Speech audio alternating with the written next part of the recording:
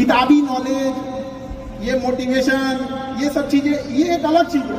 धरातल पे उतर के जाइएगा ना तो अलग चीज है यहाँ पर, और कभी बिहार में आके देखिएगा तो एकदम में अलग मिलेगा। खैर हमारे यहाँ तो हर चीज है भाई, पहाड़ काटने वाले लोग भी, तो ऐसा नहीं है कि आपके पास अभाव नहीं है, मतलब सबके पास कमोबेश ही है। लेकिन कितना बहाना बनाएंगे हम लोग, कितना रोएंगे कि भैया हमारे पास इस चीज की कमी है। दुनिया का कोई इंसान पूर्ण नहीं है, सबके पास कुछ कमी है। शायद जिसे हम कहते हैं कि ये बड़े लेवल का आदमी है, उसके पास बड़ा प्रॉब्लम है। छोटा के पास तो छोटे प्रॉब्लम है, बड़े के पास बड़ा प्रॉब्लम है। दुनिया का कोई आदमी जो नहीं है जिसके पास प्रॉब्लम नहीं है। और प्रॉब्लम का आना बहुत जरूरी है, क्योंकि आवश्यकता ही आविष्कार की जननी होती है। अगर आपके पास कमी नहीं रहेगा तो आप कुछ करिएगा ही नहीं, कोई भी चीज का।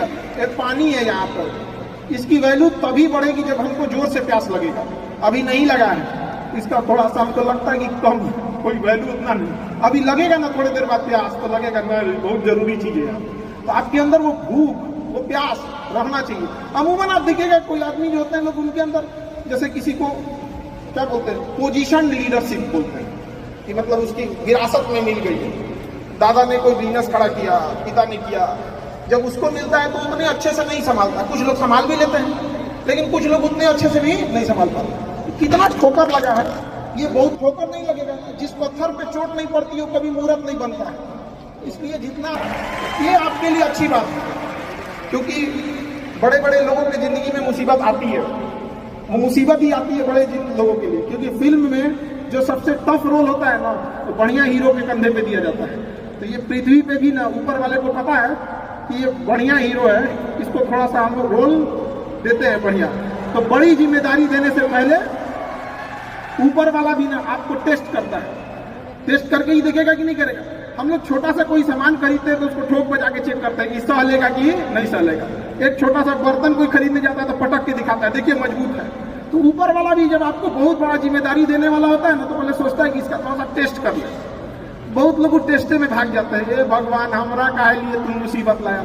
यार जब ऊपर वाला तुमको खुशी दिया था तो थैंक यू कहना भूल गए थे, और जब मुसीबत दिया चेक करने के लिए तो परेशान हो गए। आप चीजों से घबराना नहीं चाहिए किसी को। जिसके जिसके जीवन में कठिनाई आ रही है, आप समझिए कि आप एक सही रास्ते पे जा रहे हैं, क्योंकि वही रास्ता सफलता का है। और अगर आपके जीवन में कठिनाई नहीं आ रही है, आप गलत रास्ते पे हैं, क्योंकि सफलता का रास्ता बहुत कठिन होता है।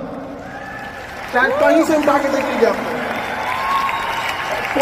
कोई कह सकता है कि इसमें आप में किसी को कठिनाई नहीं है, कोई भी कह सकता है, कभी नहीं कह सकता है आप। इतने लोग में से कोई, सबके जीवन में आएगी कठिनाइयां। कठिनाई का आना है, और करके निकल जाएंगे हम लोग, यहाँ सीखेंगे। और कठिनाई से आने से एक चीज और फायदा होता है कि हमें समाज की एक वो हिस्सा देखने को मिलता है जो हम नहीं देख पाते। कठिनाई के बाद पता चलता है कि दुनिया कैसी थी और हम कैसा समझ रहे थे। बहुत जरूरी है इस चीज को, समाज का एक असली चेहरा दिखा कर रखना लोगों को। आजकल यंग जनरेशन जो है ना, अचानक सोचती है सफल हो जाए। अचानक कभी नहीं सफल हो सकते। रातों रात जो सफल होते हैं ना, रातों रात गायब हो जाते हैं।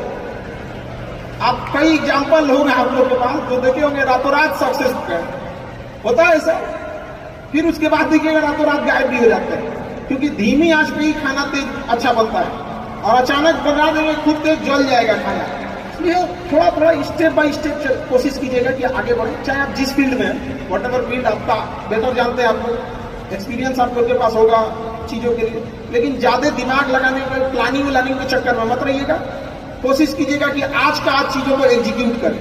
जितना जल्दी एग्जीक्यूट करेंगे उतना जल्दी आपको कुछ एक्सपीरियंस गेन करेंगे। फिर आगे बढ़ने का आपको और जो भी कठिनाई होगी उससे आगे बढ़ के निकलेंगे आप लोग। वहां पे डिसीजन लेने के टाइम पे ज्यादा किसी के इन्फ्लुएंस मत होइएगा। और कई बार होता क्या है ना कि हम किसी के दबाव में डिसीजन ले लेते हैं। आप सुनिए सबकी, अकेले डिसीजन मत लीजिए, 3-4 आदमी से देखिए, ताकि नहीं तो मोहम्मद बिन तुगलक हो जाएंगे। अकेले डिसीजन लेंगे। वो राजधानी चेंज कर दिया, दिल्ली से लेकर चल गया दौलताबाद, और गर्मी के दिन में आधा आदमी को ले जाकर घुमा दिया उधर ले जाकर। यार आधा मर गए, मुझे कैसे? कहा महाराज इतना दिक्कत था, कहा वापस चलो, वापस ले जाकर मार दिया था। अपने से डिसीजन लेने के चक्कर में मत रहिएगा। 2-4 बार आप देख लीजिएगा। और दूसरों के एक्सपीरियंस से सीखना बहुत जरूरी है, क्योंकि खुद के ठोकरों से अगर आप सीखने की कोशिश कीजिएगा तो शायद ये जन्म आपका ठोकर खाते खाते ही खत्म हो जाए। तो दूसरों के ठोकर से आप सीख लीजिए ना। आदमी थोड़े दूर जाता है तो किसी से पूछ लेता है कि कहाँ से मुड़ना है, कहाँ से नहीं मुड़ना है। तो अपने जीवन में भी कभी कुछ है तो सीख लिया कीजिए। कभी कभी आपसे छोटे लोग भी आपको बहुत अच्छा ज्ञान दे देते हैं। कोई इस चीज का अंत नहीं होता है सीखने का। सीखने के मामले में थोड़ा बेशरम बनना पड़ता है कि भाई जहां से मन मिले वहां से सीख लेना चाहिए जो भी चीज। हमको तो लगा था कि विवेक बिंद्रा जी हम लोग को भी कुछ सिखाएंगे। हालांकि चीजें बहुत पता है। एक 2 साल पहले, 1.5 साल पहले हमसे एक बात उन्होंने बोला था कई चीजों के लेकर, डिसीजन को लेकर। काफी अच्छी मित्र है हमारे। तो उन्होंने कहा कि इक्विटी जो है वो काफी इंपॉर्टेंट चीज होती है। कई बार ऐसे डिसीजन लेने में, हम लोग एक टीचर है, उतना बिजनेस के बारे में हार्डकोर उतना आइडिया नहीं था, टीचिंग के मामले में ज्यादा था। तो एक आध डिसीजन गलत ले रहे थे लोग, उन्होंने भी काफी इस चीजों में हेल्प किया था। तो किसी से डिस्कस कर लेना चाहिए और इंस्टेंट डिसीजन लेने से बचिएगा। इंस्टेंट अचानक कुछ हुआ, नहीं हम भी ऐसा करेंगे, ऐसा नहीं होना चाहिए। इंस्टेंट डिसीजन कभी भी हमेशा खतरनाक होता है। डिसीजन क्या ले रहे हैं आप सामने वाले का सुनिएगा। कई बार ऐसा होता है लोग डिस्कशन के नाम पे अपनी बतिया ठोक देते हैं। 4 आदमी के बीच में बैठेंगे और कहेंगे हम ऐसा सोच रहे हैं। ऐसा कभी मत कीजिएगा, पहले उनकी सुन लीजिएगा कि वो लोग क्या बोल रहे हैं। क्योंकि जब आप किसी बड़े लेवल पे होते हैं ना, आप कहेंगे कि हम ऐसा सोच रहे हैं तो आपके नीचे वाले लोग भी ना आप ही के बात में हम यहाँ मिला देते हैं। तो बेटर है पहले उनके अपना बोलने से पहले उनकी बातें सुन लीजिए कि वो क्या कहना चाह रहे हैं, तभी जाके किसी डिसीजन पे पहुंचे। इंस्टेंट डिसीजन चीजों से बचिएगा। और अभी डिजिटल इंडिया आ गया, सब आए तो अपने आप को एक बार थपथपाइएगा कि हाँ आप उस इलीट क्लास में हैं जिसके सामने मुसीबत आई है। और एक समय आएगा कि जब आप इस मुसीबत को पार कर जाएंगे, और एक समय आएगा कि जब यहाँ आके आप अभी अपनी संघर्ष की कहानी बताएंगे कि हम भी ऐसा थे। और हम आप सबसे यही उम्मीद करते हैं कि भगवान से भी हाथ जोड़ के यही दुआ मांगते हैं कि जितने लोग हैं देश के, सबको एक दिन अपनी कहानी सुनानी पड़े। क्योंकि यह देश वीरों की धरती है, वीरांगनाओं की धरती है। यहाँ पर हर बच्चा यहाँ का फौलाद है अपने आप में। यहाँ पर तो ये वक्त है अब ऋण चुकाने का। अब इस सदी में हमें अपना नहीं, अब इस देश का भी एक ऋण चुकाना होगा कि शायद पिछले जन्म में बहुत सौभाग्य, बहुत अच्छा काम किए होंगे तो हिंदुस्तान में जन्म लिए। वरना अगर जन्म के समय थोड़ा बहुत बॉर्डर क्रॉस करते ना, उधरिया हो जाते ना, अरे बाप रे बाप, क्या दुर्दशा होता जिसका कोई हद नहीं। यहाँ पे थोड़ा सा बस उधर खसक जाते तो। लेकिन ये हम लोग का सौभाग्य है। एक चीज हम लोगों ने गलती किया के बाद, हमने महिलाओं के पावर को अंडर एस्टिमेट कर दिया। हम लोग 1947 से जो पुरुष समाज है ये सोच रहा है कि देश को आगे ले जाने के लिए, अभी तक सोच ही रहा है। ये हम लोगों से गलतियां हुई हैं।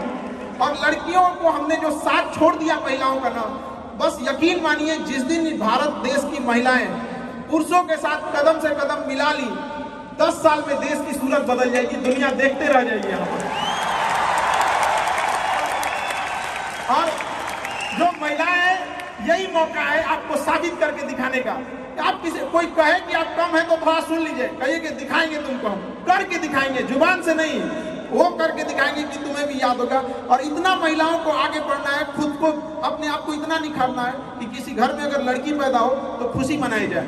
आज गांव के सेक्टर में क्या है कि थोड़ा सा लोग महिलाओं को अंडर एस्टिमेट कर देते हैं। ऐसा नहीं होना चाहिए। आज हर